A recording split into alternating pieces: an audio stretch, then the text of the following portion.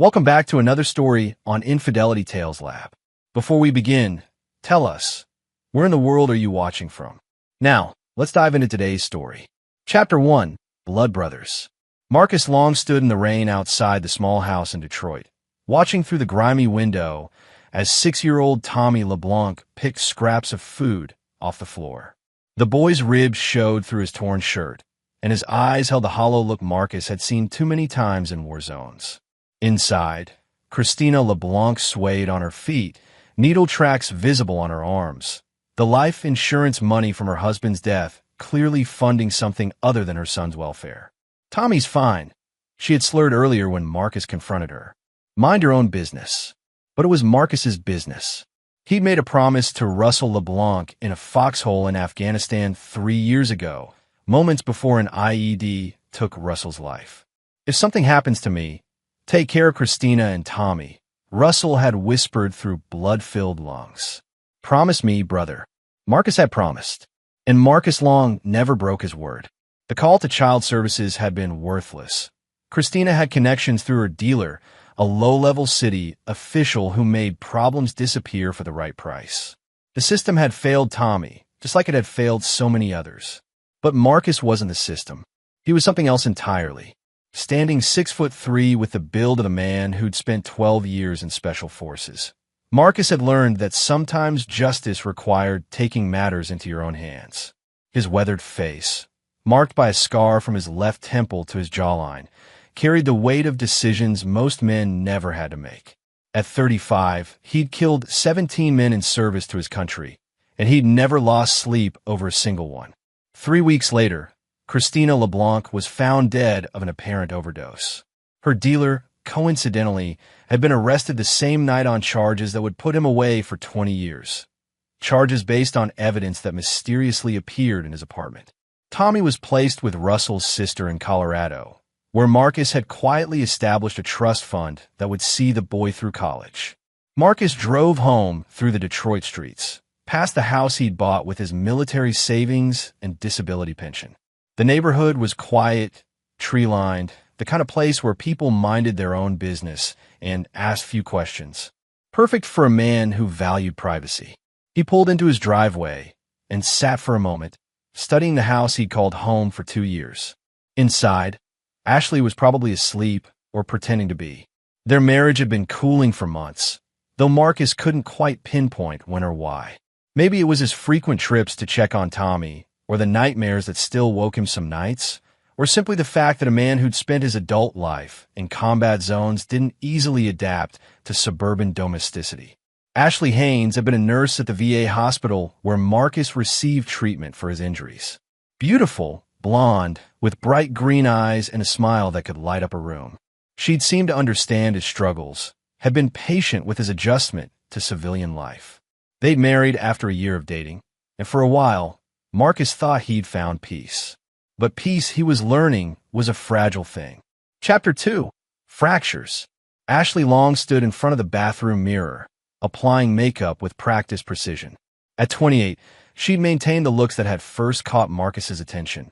But lately, those looks served a different purpose. She was meeting Nicholas Randall for lunch, officially to discuss her application for a nursing position at his private practice, unofficially for reasons she tried not to examine too closely. Nicholas was everything Marcus wasn't. Smooth, charming, financially successful. His family practice catered to Detroit's wealthy suburbs, and his BMW sat in the restaurant parking lot like a promise of a different life. He'd been pursuing Ashley for months, ever since she'd brought her resume to his office. The job offer was real, but they both knew it wasn't the only thing on the table. "You deserve better than this," Nicholas had told her during their previous lunch. "A man who appreciates what he has, who can provide the life you should be living." Ashley had tried to defend Marcus, but the words felt hollow. Her husband was a good man, she knew that. Honorable, loyal, protective. But he was also distant, haunted by whatever had happened to him overseas. He'd disappear for days without explanation, claiming veteran affairs or helping other soldiers adjust to civilian life. She'd stopped asking where he went. Marcus arrived home as Ashley was leaving for her job interview. He kissed her cheek, a gesture that felt more like habit than affection. "Good luck today," he said, though something in his eyes suggested he knew more than he was letting on. "Thanks. I should be back by 3.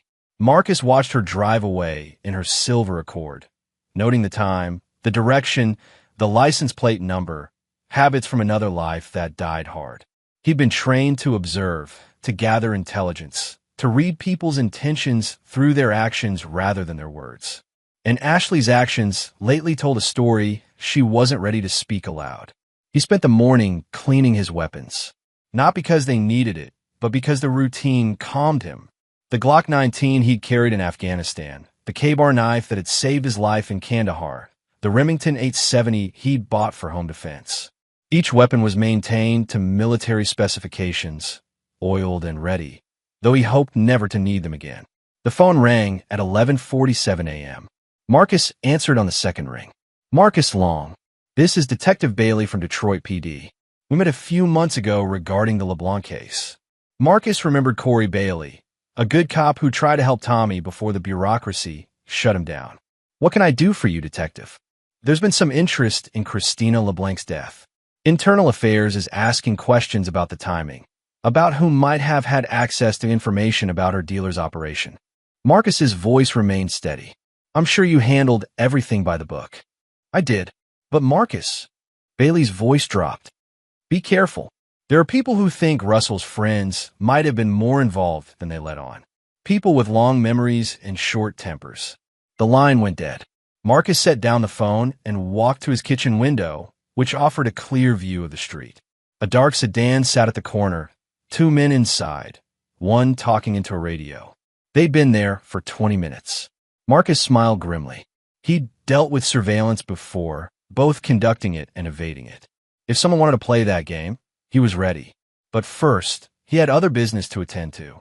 Ashley's lunch reservation was at noon at Romano's, an upscale Italian place downtown. Marcus knew this because he'd checked her computer history the night before. Her password was still their wedding anniversary, touchingly naive for a woman planning an affair. Chapter 3, Revelations. Marcus sat in his truck across the street from Romano's, watching through high-powered binoculars as his wife laughed at something Nicholas Randall was saying. The doctor was handsome in a polished way. Expensive suit, perfect teeth, manicured nails.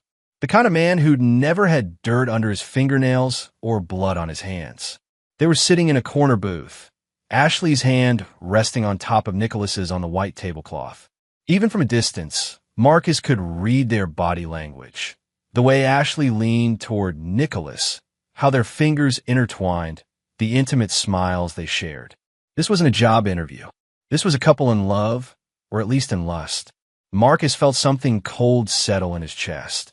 But it wasn't the crushing devastation he might have expected.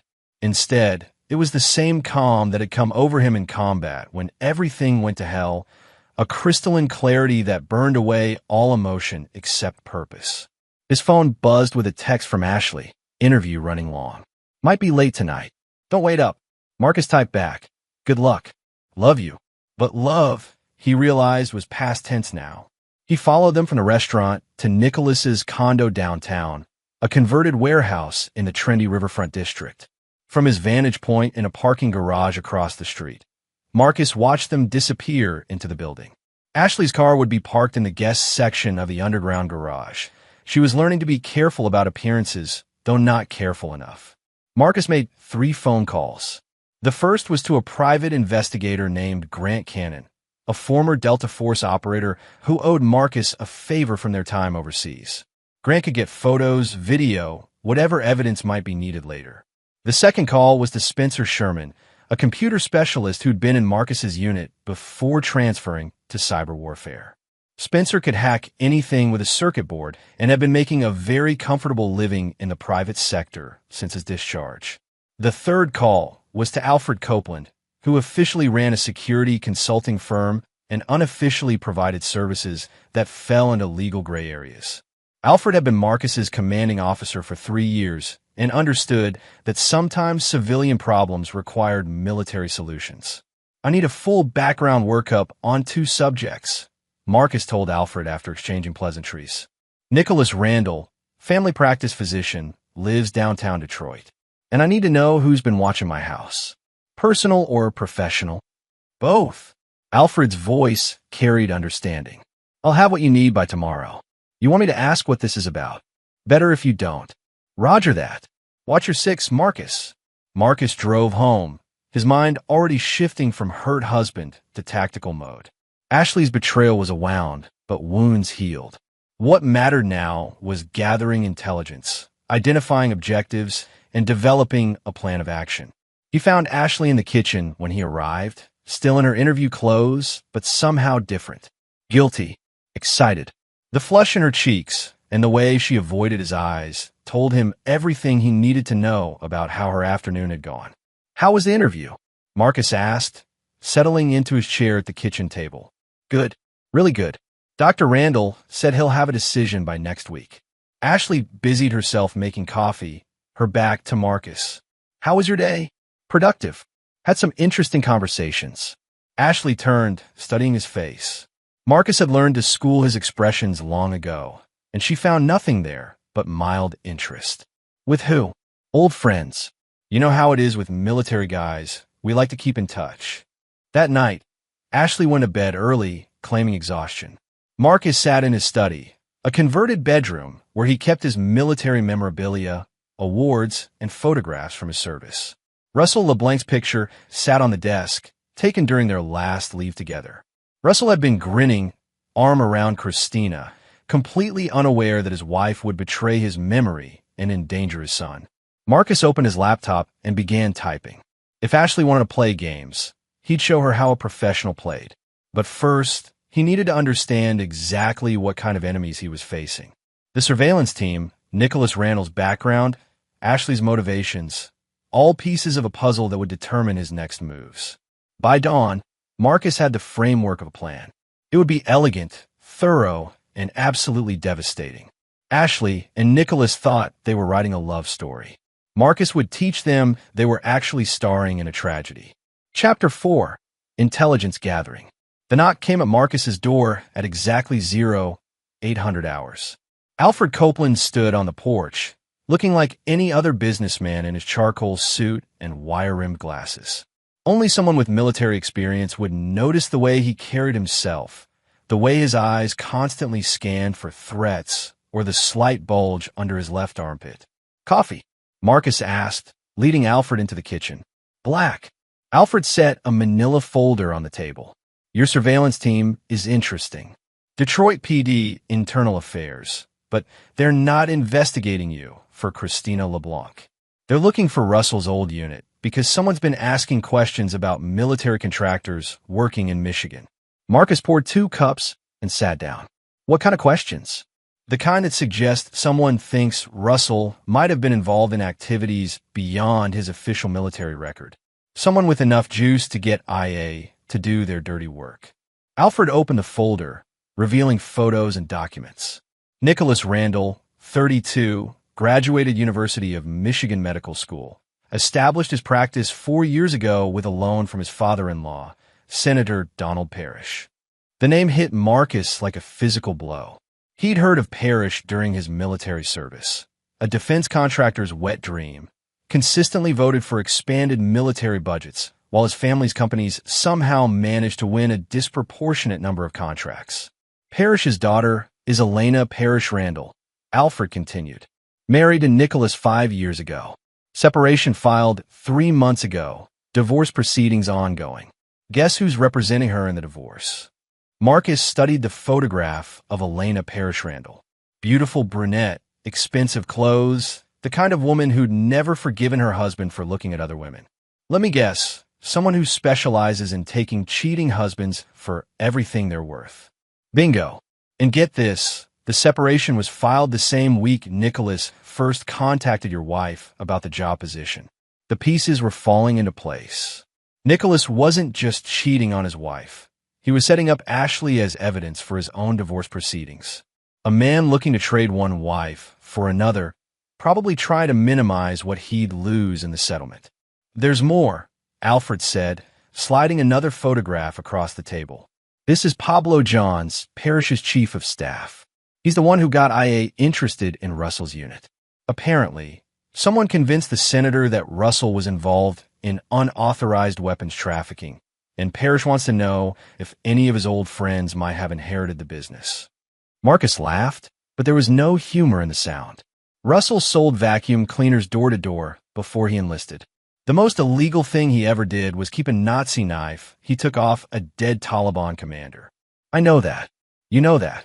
But Parrish doesn't, and he's got enough political weight to make problems for anyone associated with Russell's name. Marcus studied the intelligence reports. Senator Parrish was using his influence to investigate Russell's friends, probably as a favor to his son-in-law. Nicholas needed dirt on anyone who might interfere with his plans, and Ashley's military husband represented a potential threat to his carefully orchestrated divorce strategy. So Nicholas doesn't just want my wife, Marcus said slowly. He wants me neutralized. Alfred nodded. Looks that way. You got a choice here, Marcus. You can lay low, let them finish their investigation, and hope they don't find anything worth pursuing. Or I can remind them why Special Forces operators aren't good people to threaten. Your call. But if you decide to play offense, you'll need to be smart about it. Parrish has resources, and Nicholas has money. They can make life difficult. Marcus stood and walked to the window. The surveillance car was gone, but that didn't mean anything. They could be using different vehicles, different tactics. In Afghanistan, he learned that the enemy you couldn't see was usually the most dangerous. I need something else, Marcus said.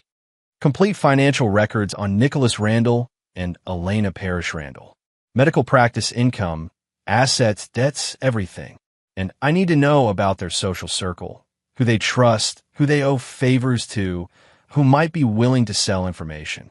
Alfred closed the folder. What are you planning? To keep my promise to Russell, and to teach my wife what happens when you betray someone who's killed for his country. That afternoon, Marcus received a call from Grant Cannon. The private investigator had been busy. Your wife and the doctor are creatures of habit, Grant reported. Same restaurant every Tuesday and Thursday. Same hotel room every Friday afternoon. I've got photos, video, audio recordings. Enough to end any marriage in any courtroom in America. What about their security? Sloppy. They think they're invisible because they use cash and park in different garages. But they don't check for surveillance, don't vary their routes, don't even turn off their cell phones. Amateurs. Marcus felt a familiar satisfaction. Ashley and Nicholas were operating like civilians, thinking like civilians. They had no idea they were playing against someone who'd spent 12 years learning how to hunt human beings. Keep watching them, Marcus instructed, and expand surveillance to Nicholas's wife. I want to know everything about her routine, her friends, her lawyers. Everything. Copy that. Marcus, you want some advice from an old soldier? Shoot. Whatever you're planning, make sure you can live with it. Some bridges, once you burn them, don't ever get rebuilt. Marcus hung up the phone and walked to his study. Russell LeBlanc's photo still sat on the desk, and next to it, Marcus placed a wedding photo of himself and Ashley from their honeymoon in Colorado. Two promises made, both now broken by people who should have honored them. He opened his laptop and began typing an email to Spencer Sherman. If Nicholas Randall wanted to play politics, Marcus would show him what real warfare looked like. Chapter 5, Preparation. Spencer Sherman's fingers flew across the keyboard in his downtown Detroit apartment. Multiple monitors displaying code, financial records, and surveillance footage. The former cyber warfare specialist had built a fortress of electronics in what used to be a one-bedroom apartment, complete with signal jammers, encrypted communications, and enough computing power to hack a small government. Nicholas Randall is a very interesting man, Spencer told Marcus over a secure video call. On the surface, he's exactly what he appears to be. Successful doctor, pillar of the community, married to political royalty. But scratch a little deeper. The first monitor showed Nicholas's financial records. He's hemorrhaging money. The medical practice is barely breaking even. He's got 3 mortgages on properties he can't afford. And his wife's divorce lawyer is demanding forensic accounting on everything he owns. Marcus studied the numbers. How much debt? North of $2 million and climbing. Elena Parrish Randall isn't just divorcing him. She's trying to destroy him financially. Her father's backing her play with the best lawyers money can buy. The second monitor displayed email intercepts. But here's where it gets interesting. Nicholas has been in contact with a pharmaceutical company called Medcore Industries. They're offering him a position as chief medical officer, salary package worth about $5 million annually. What's the catch? Spencer grinned. The job offer is contingent on his divorce being finalized and his reputation remaining intact. They can't afford to hire someone involved in a messy scandal. So Nicholas needs to get divorced without looking like the bad guy, and he needs to do it fast. Marcus felt the pieces clicking into place. That's where Ashley comes in. He's not just having an affair. He's creating evidence that his marriage was already over before he started cheating, setting up a narrative where he's the victim of a loveless marriage who found solace with another woman. Exactly. And there's more. The third monitor showed photographs of Nicholas meeting with men Marcus didn't recognize. These are private investigators, but not the kind who take photos of cheating spouses. These guys specialize in corporate espionage, personal destruction, making problems disappear. Marcus leaned forward. What kind of problems? The kind that might testify in divorce proceedings. Nicholas has been having affairs for years, but Elena's lawyers can't prove it because his previous girlfriends have all mysteriously developed amnesia, lost evidence, or simply disappeared from Detroit altogether. The pattern was clear now. Nicholas Randall wasn't just a cheating husband. He was a predator who used his connections and resources to silence anyone who threatened his carefully constructed image. Ashley wasn't his first victim. She was just the latest in a line of women who'd served his purposes and been discarded when convenient. What about Elena? Marcus asked. Spencer pulled up another file. Elena Parrish Randall is not someone you want as an enemy. Daddy might be the one with the Senate seat, but she's the one with the brains. Graduated Harvard Law, worked for the Justice Department before marriage, still has connections throughout federal law enforcement. Why isn't she using those connections to destroy Nicholas? Because she's playing a longer game. Elena wants to take Nicholas for everything he's worth, but she also wants to preserve the family's political reputation. A messy divorce with allegations of criminal behavior would damage her father's career. So she's being surgical, destroy Nicholas financially and personally, but keep it out of the headlines. Marcus stood and walked to his window. The surveillance team was back, different car this time, but the same pattern. They weren't trying to hide anymore, which meant they wanted him to know he was being watched. Psychological pressure, meant to make him nervous, make him do something stupid. Spencer, I need you to do something for me. Can you access Elena Parrish Randall's communications? That's federal law enforcement royalty, Marcus. Her emails are probably more secure than the Pentagon's. I'm not asking you to hack her emails. I'm asking you to deliver a message. Spencer's expression grew cautious. What kind of message? Marcus outlined his plan. It was elegant in its simplicity. Use Elena's desire for revenge against Nicholas to serve his own purposes, while giving her what she wanted most. Evidence that would destroy her husband's reputation and his future prospects. That's actually brilliant, Spencer admitted. But you're playing with fire. If Elena figures out you're manipulating her, she won't. Because everything I'm going to give her is true, and everything I'm asking for in return is something she already wants to do. That evening, Marcus sat in his truck outside Ashley's yoga class, watching her through the studio windows. She was beautiful, graceful, completely unaware that her husband was planning the systematic destruction of her lover and everyone who'd chosen to threaten him. His phone buzzed with a text from Ashley. Going out with the girls after class. Don't wait up. Marcus knew the girls was code for Nicholas. They'd probably go to their usual hotel, make love like they were teenagers, talk about their future together once Ashley divorced her damaged war veteran husband. Nicholas would promise her the world, paint pictures of a life filled with money and security and social status. Marcus typed back, have fun. Love you. But love was a luxury he could no longer afford. Russell LeBlanc had died trusting Marcus to take care of his family, and Marcus had kept that promise through blood and violence. Now Ashley was breaking her promise to love and honor her husband, and Nicholas was using her to threaten Marcus's freedom and future. Some promises were sacred. Others were just words people said before they showed you who they really were. Marcus drove home through the quiet streets, past the surveillance car that was trying too hard to look invisible. Tomorrow, he would begin teaching everyone involved why betraying a special forces operator was the kind of mistake you only made once. His phone rang as he pulled into his driveway. Alfred Copeland's voice was tense. "Marcus, we've got a problem." One of Russell's old squad mates, Don Parrish, no relation to the senator, was found dead in his apartment in Chicago. Apparent suicide, but the timing suspicious. Marcus felt cold rage building in his chest. Someone's cleaning house. Looks that way. Don had been asking questions about who was investigating Russell's unit. Whoever's behind this doesn't want word getting out that they're targeting military veterans. Marcus hung up the phone and sat in his truck, watching his house, thinking about Russell LeBlanc and Don Parrish and all the promises made to dead men who trusted their brothers to keep them.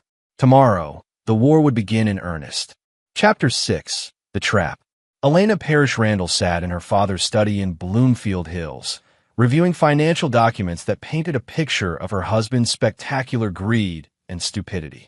At 31, she possessed her father's political instincts and her mother's ruthless intelligence, wrapped in the kind of devastating beauty that made men underestimate her until it was too late.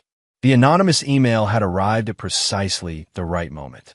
Detailed financial records showing Nicholas's debts, photographs of his meetings with Medcore Industries executives, and most importantly, evidence of his systematic intimidation of previous mistresses. Everything she needed to destroy him completely, delivered by someone who clearly wanted Nicholas Randall to suffer. "The question," she murmured to her father, "is who our anonymous benefactor might be and what they want in return." Senator Donald Parrish looked up from his own papers. At 62, he was the kind of politician who'd survived 4 decades in Washington by understanding that information was the ultimate currency. Someone with access to private investigators, financial records, and intimate knowledge of Nicholas's activities. Someone with military or law enforcement connections. Elena studied the photographs again. Someone who wants Nicholas destroyed as badly as I do. Her phone buzzed with a text from an unknown number. "Romano's restaurant, tomorrow at noon. Come alone. Bring the documents I sent you." Elena smiled. She'd been looking forward to meeting her mysterious ally. Marcus arrived at Romano's 30 minutes early, taking a corner table with clear views of all entrances and exits.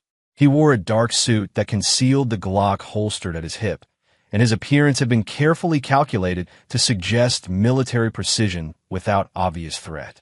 He needed Elena to see him as a resource, not an enemy.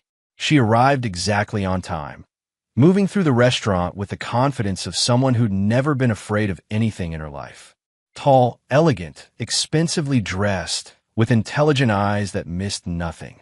She slid into the seat across from Marcus without hesitation. "You must be the husband," Elena said without preamble. "Marcus Long. And you must be the woman who's going to help me destroy your husband." Elena's smile was sharp as a blade. "I like a man who gets straight to the point. What do you want, Mr. Long?" Marcus slid a manila envelope across the table. "Complete surveillance records of Nicholas and my wife's affair. Dates, times, locations, photographs, audio recordings. Everything you need to prove adultery in your divorce proceedings." Elena opened the envelope, scanning the contents with professional interest. "This is quite thorough, but I assume you want something in return." "3 things. First, I want your father's investigation into Russell LeBlanc's unit called off. It's based on false information designed to serve Nicholas's interests." "Done. Daddy's already having second thoughts about that favor to Nicholas."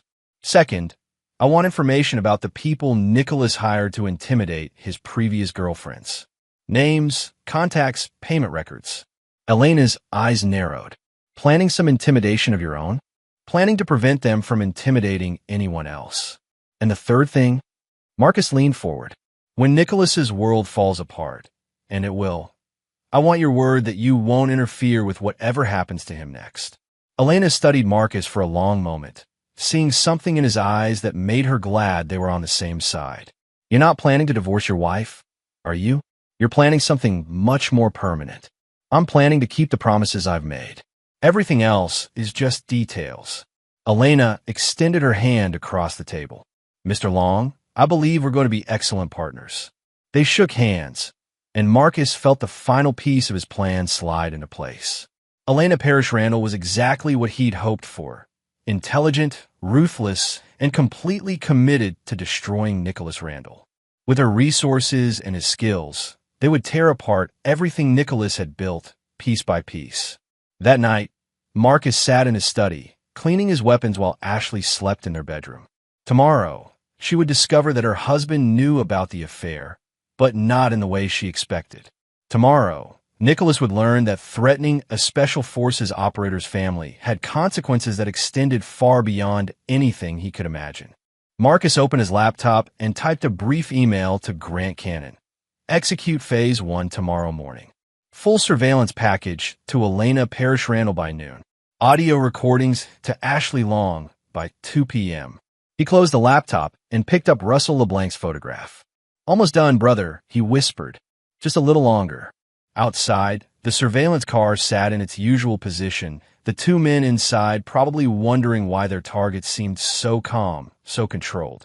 They didn't understand that Marcus had spent 12 years learning how to hunt, and that the best hunters always let their prey come to them. Tomorrow, the predators would become the prey. Chapter 7. First Blood. Ashley Long stood in the kitchen, staring at the manila envelope that had arrived by courier 30 minutes earlier. Her name was typed across the front in block letters, and inside were photographs that made her stomach turn. Herself and Nicholas in the hotel room, at restaurants, in his condo. Dozens of images spanning 3 months, chronicling every moment of their affair with professional precision. The note attached was brief. Your husband knows.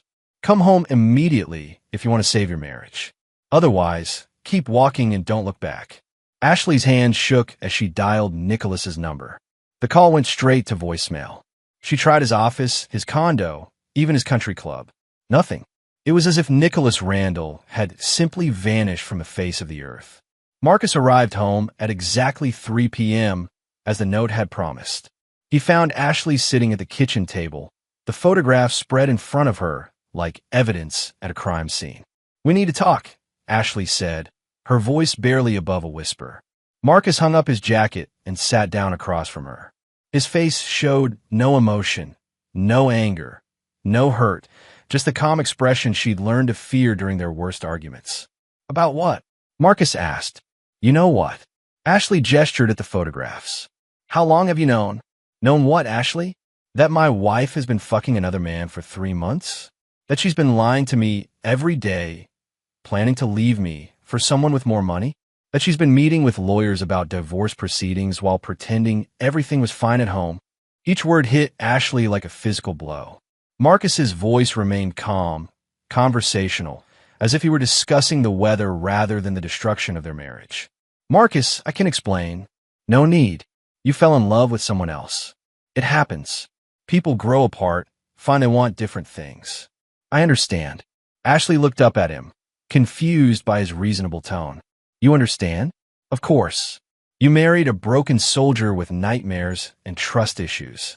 Nicholas offered you a different life, money, status, stability. I can see the appeal. Then why? Ashley gestured at the photographs again. Marcus leaned back in his chair. Because you lied to me, Ashley. For months, you looked me in the eye and lied. You made plans behind my back, used our marriage as cover while you build a new life with another man. That's not falling out of love. That's betrayal. The word hung in the air between them like a loaded weapon. What do you want me to do? Ashley asked. Pack your things. Take whatever you need. Move in with Nicholas. Start your new life. Just don't pretend this was about love or compatibility or any other noble bullshit. This was about you deciding I wasn't good enough anymore and being too cowardly to say so. Ashley stood up, anger finally breaking through her guilt. You want to know why I cheated? Because you're never here, Marcus. You disappear for days, won't tell me where you go or what you're doing. You wake up screaming in the middle of the night. You sit in this house, cleaning guns like you're preparing for war. I felt like I was married to a ghost. Marcus nodded as if she'd made a perfectly reasonable point. You're right. I'm not an easy man to live with. That's why you should have left instead of cheating.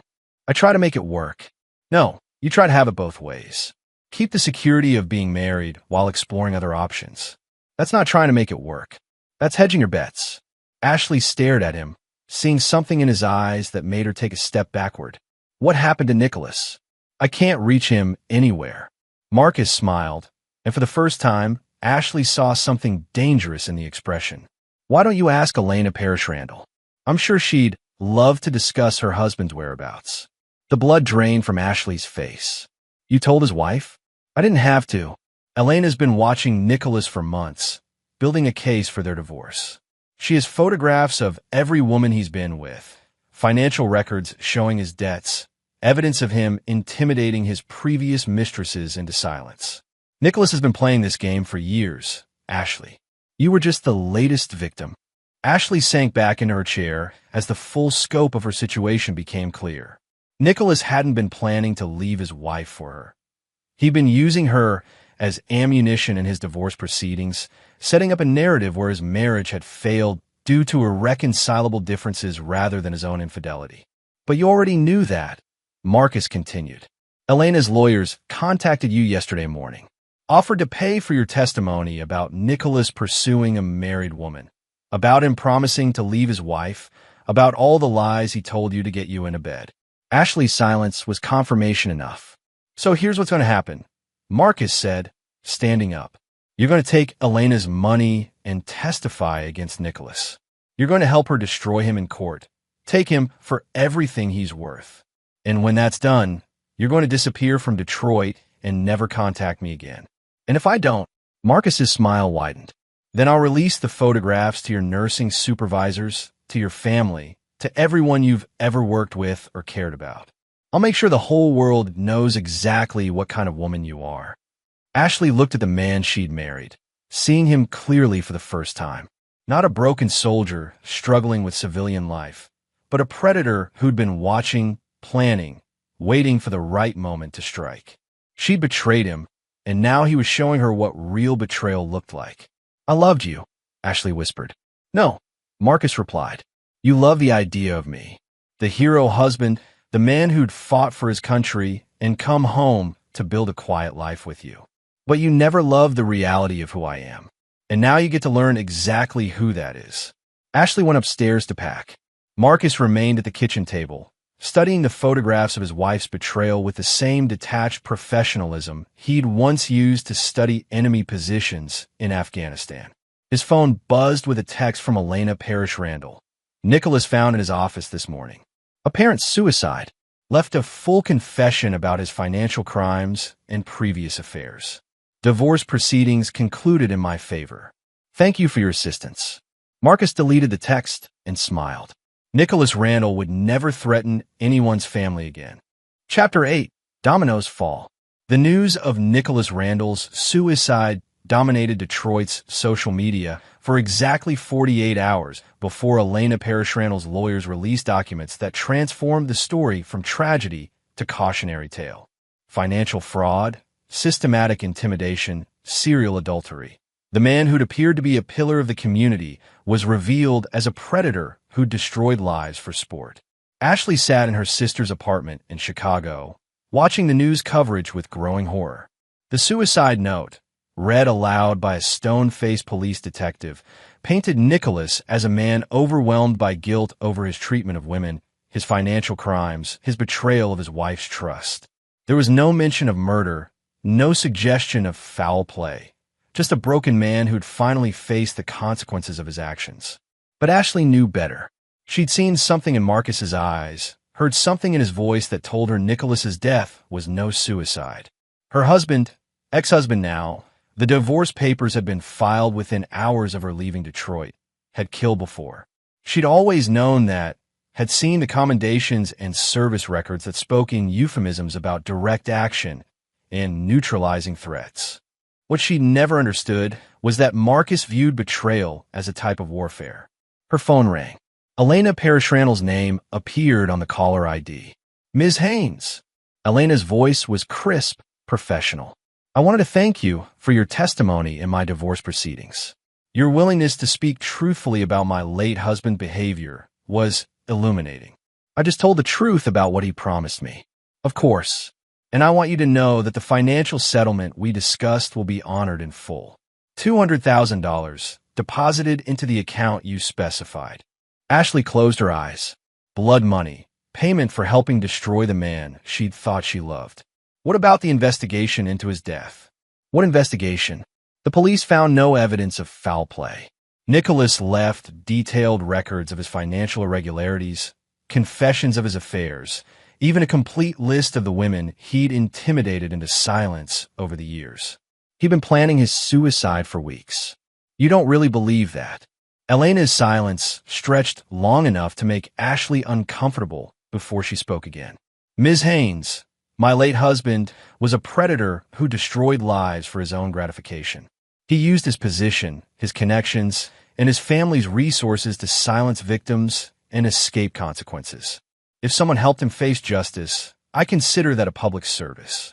The line went dead. Ashley stared at her phone, understanding that she'd just been warned to keep her mouth shut about her suspicions. Elena Parrish Randall was exactly as dangerous as Marcus had suggested, and she was protecting him because he'd serve her interests. Meanwhile, Marcus sat in a downtown Detroit bar, nursing a beer and watching the news coverage of Nicholas's suicide. The bartender, a former Marine named Angelo Anderson, kept glancing at the television with obvious disgust. Guy like that, Angelo muttered, makes you wonder how many other pieces of shit are walking around in expensive suits, hiding behind money and connections. Marcus nodded, saying nothing. The bar was the kind of place where military veterans gathered to drink away memories they couldn't share with civilians, and Angelo had been one of Russell LeBlanc's friends before Russell deployed to Afghanistan. He'd attended Russell's funeral, had offered to help Marcus with anything he needed. You hear about that investigation into Russell's unit? Angelo asked. Heard it got dropped. Turns out it was based on false information. Angelo's expression darkened. False information from who? Marcus finished his beer and stood up. From people who aren't in a position to provide any more information. Angelo studied Marcus's face, reading the subtext. Good. Russell was a good man. Didn't deserve to have his memory pissed on by some politician's pet projects. Marcus left money on the bar and walked out into the Detroit evening. The surveillance team was gone, had been gone since Nicholas's suicide hit the news. Apparently, Senator Parrish had decided his investigation into Russell's unit was no longer a priority. His phone buzzed with a text from Grant Cannon. Package delivered to Chicago address. Subject, confirmed receipt. The package contained photographs of Ashley and Nicholas, copies of the financial records Elena had provided, and a detailed report on Nicholas's history of intimidating his victims. Everything Ashley would need to understand exactly what kind of man she'd fallen in love with, and exactly how she'd been manipulated. Marcus drove home through familiar streets, past the house where he'd tried to build a civilian life with a woman who'd never understood what she'd married. The house was empty now, Ashley's belongings gone, her presence erased as thoroughly as if she'd never existed. He sat in his study, surrounded by photographs and commendations from his military service, and opened his laptop. 3 emails waited in his secure account, each one confirming that loose ends had been tied up, that threats had been neutralized, that justice had been served. The men Nicholas had hired to intimidate his previous victims had been arrested on various charges: assault, extortion, drug possession. Elena's investigators had been very thorough in providing evidence to appropriate authorities. None of them would be threatening anyone else for a very long time. Don Parrish's death in Chicago had been ruled a suicide, but Marcus knew better.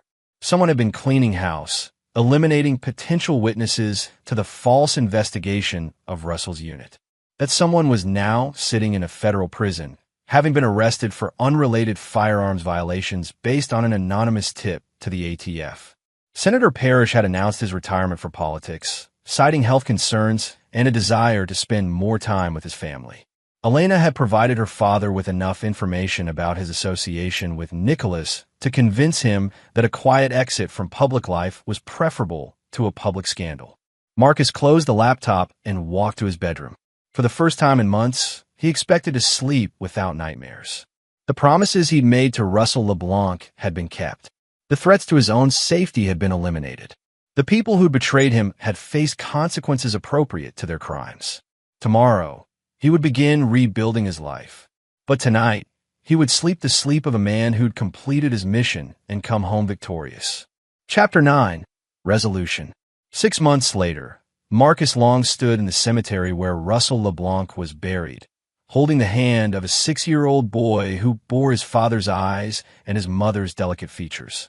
Tommy LeBlanc had grown 3 inches and gained 15 pounds since coming to live with his aunt in Colorado, and his nightmares had finally stopped.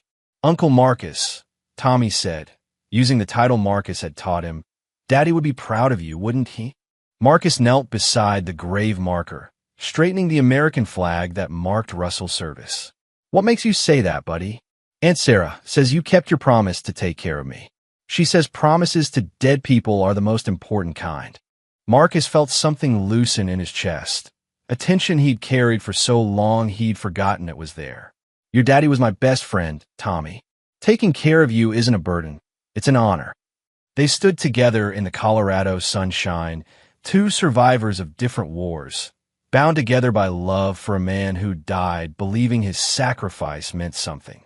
Marcus had established a trust fund that would see Tommy through college, had arranged for the best therapist money could buy, had made sure the boy would never want for anything.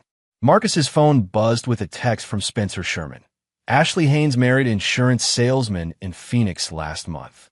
Living quietly, no contact with anyone from Detroit. Thought you should know. Marcus deleted the text without responding. Ashley was part of his past now, a closed chapter in a story that had moved beyond her relevance. He'd kept his promise not to destroy her publicly, and she'd kept her promise to disappear from his life. Some endings didn't require revenge. Exile was punishment enough. Another text, this one from Elena Parrish-Randall. "Father's retirement party next month. You should come. I think you'd enjoy meeting some of his old defense contractor friends. They're always looking for security consultants with your particular skills." Marcus smiled at that. Elena had proven to be exactly the kind of ally he'd hoped for. Intelligent, connected, and absolutely ruthless when it came to protecting her interests. She'd transformed her father's political connections into a business empire, and she'd made it clear that Marcus would always have a place in her organization. The work she offered was legal, lucrative, and perfectly suited to his skills. Corporate security, threat assessment, problem resolution for clients who prefer discretion over publicity. It was a chance to use his military training in service of people who understood the value of loyalty and the cost of betrayal. "Are we going home now?" Tommy asked. Marcus looked down at the boy who'd become the closest thing to family he had left. "Yeah, buddy, we're going home." They walked back to Marcus's truck, Tommy chattering about school and friends and the baseball team he'd joined. Normal childhood concerns, the kind Russell had dreamed his son would have. Marcus listened with the attention he'd once reserved for mission briefings, filing away every detail of Tommy's happiness like evidence of a job well done. The drive back to Tommy's aunt's house took them through the Colorado mountains, past landscapes that reminded Marcus why he'd served his country in distant wars. This was what freedom looked like. Wide open spaces, children playing safely, communities where people trusted their neighbors and kept their promises. Sarah LeBlanc met them at the door, Russell's younger sister who'd inherited his sense of humor and his devotion to family. She'd welcomed Tommy without hesitation, had accepted Marcus's involvement in the boy's life with the understanding that some bonds transcended conventional definitions. "How was the visit?" Sarah asked, ruffling Tommy's hair as he ran past her into the house. "Good. He's doing well. No nightmares, good grades, making friends." Sarah studied Marcus's face with the insight that came from growing up with a brother who'd chosen military service. "And how are you doing?" "Really?" Marcus considered the question seriously. For the first time in years, he wasn't carrying the weight of unfulfilled promises or unresolved threats. Ashley was gone. Nicholas was dead. The investigation into Russell's unit had been terminated, and the men who'd threatened Marcus's future were either imprisoned or neutralized. "I'm at peace," Marcus said finally. Sarah smiled. "Russell will be glad to hear that. He worried about you, you know. Used to say you were the kind of man who'd carry the whole world's burdens if someone let you." "Maybe." but I'm learning to choose my burdens more carefully. Marcus spent the evening with Tommy and Sarah, sharing dinner and watching the boy play video games with the concentration of a future tactician. This was what Russell had died for. The chance for his son to grow up safe, happy, surrounded by people who loved him. As Marcus prepared to leave for his hotel, Tommy ran up and hugged him tightly. "I love you, Uncle Marcus," the boy whispered. Marcus knelt down and returned the hug, feeling the simple weight of unconditional trust. "I love you too, buddy, and I'll always be here when you need me." It was another promise, but this one felt different. Not a burden carried in honor of the dead, but a gift given freely to the living. Tommy would grow up knowing he was loved, protected, valued. He would understand that promises made in love were sacred, and that real men kept their word regardless of the cost.